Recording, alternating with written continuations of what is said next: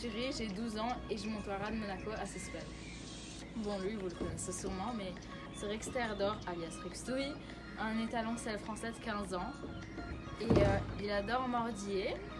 Et sinon, il est très paresseux au travail sur le plat, mais sur le seau, vraiment, il est super génial. Et il donne tout. Et par contre, il adore faire des câlins et tout. Et il adore dormir et manger. Georges, un poney hollandais de 19 ans. Et il est très attachant, il est très gentil. Il adore ruer, mais quand il est dans un parcours, c'est vraiment un guerrier. Et il est très très gentil.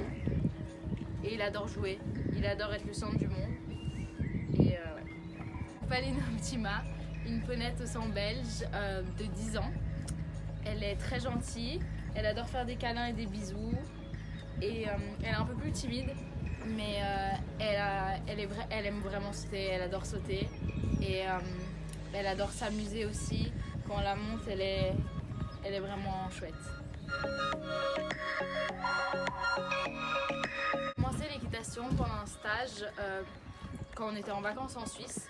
Ma maman et son amie, elles ont eu l'idée de nous faire un stage. Bon, un stage de débutant, hein, juste pour commencer.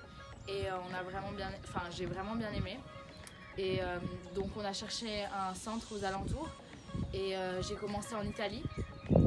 Et ensuite, je suis ici, au Haras de Monaco.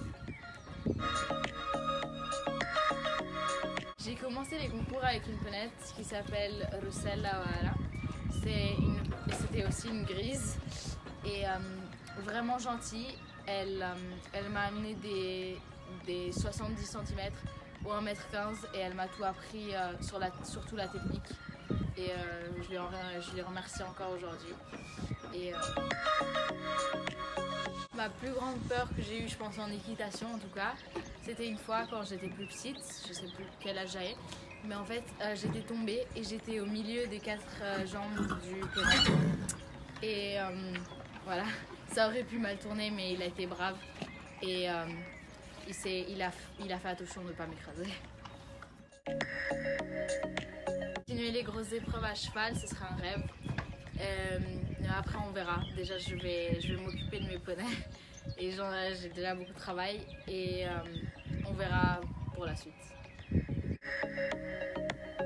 Cavalière pro, ce serait un rêve pour moi, mais après j'aimerais de toute manière faire des études pour avoir quelque chose à côté parce que c'est pas facile